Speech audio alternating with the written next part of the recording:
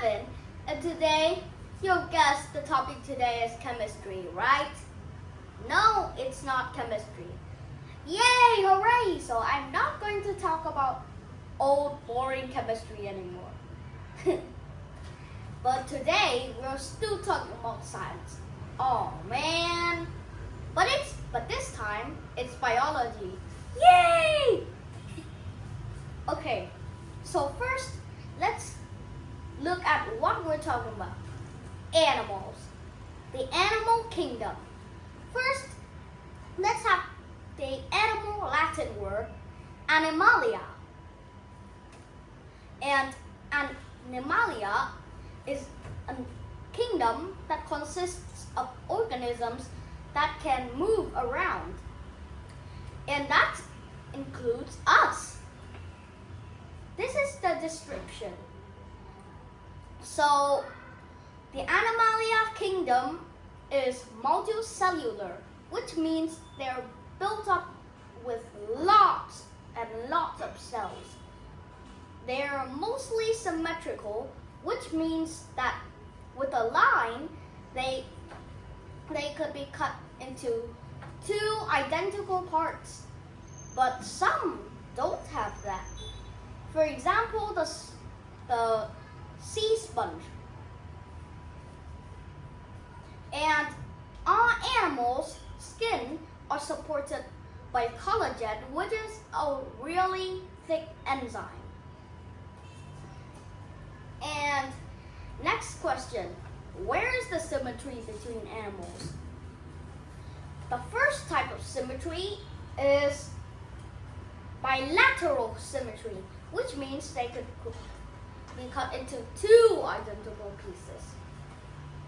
And radial symmetry means they could be cut into lots of other identical pieces that look just the same, and they're much more than two. And some are asymmetrical, which also means that they are not symmetrical and they're not arranged in a pattern. And animals are also heterotrophic, which means that they need to consume food in order to survive. This happens in only protists, fungi, some types of fungi, and animals. Plants use autotrophs, which means they're autotrophic and they could make their own food instead, like plants getting the food from sunlight and water. And here we're talking about the cells of an animal. So here are the basic body parts of a regular cell in your body. The first one is the regular one. So first, every cell at the outer one, they have cilia, which means they're hairs that help them move. And further in the hair, the layer that protects the cell is the cell membrane. Although plants and bacteria have another layer called the cell wall, so they could protect it much more easier. And the main part in it is the nucleus. It is the center of the cell, although it could move directions side to side and in all positive directions. And in there is also an endoplasmic reticulum and a Golgi apparatus. There is a vacuole that the cell uses to consume energy from the mitochondrion. And the mitochondrion makes the energy that is possible to use for the cell. And do you want me to tell you about the parts of a nucleus? Okay, so it's pretty really kind of like weird that first here's an organism, and an organism is divided into organs, and organs are divided into cells, and cells have smaller parts like the nucleus, and they are called organelles. But inside one of the organelle, the nucleus has another organelle. So that's a one in one in one in one. I have no idea what the heck is it. So inside the nucleus is kind of like the nucleolus. The name is a bit weird, but it's true. And just like the cytoplasm inside a regular cell, inside the nucleus also has liquid.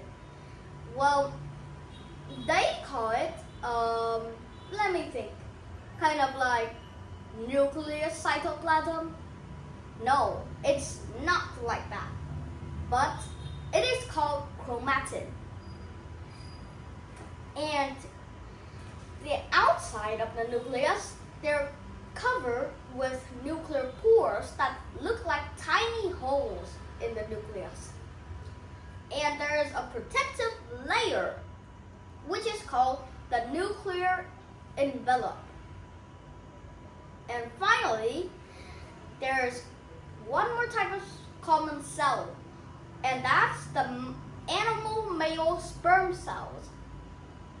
Animals need to mate with each other in order to reproduce. And that's true for most animals. So first, a male needs to attract a mate.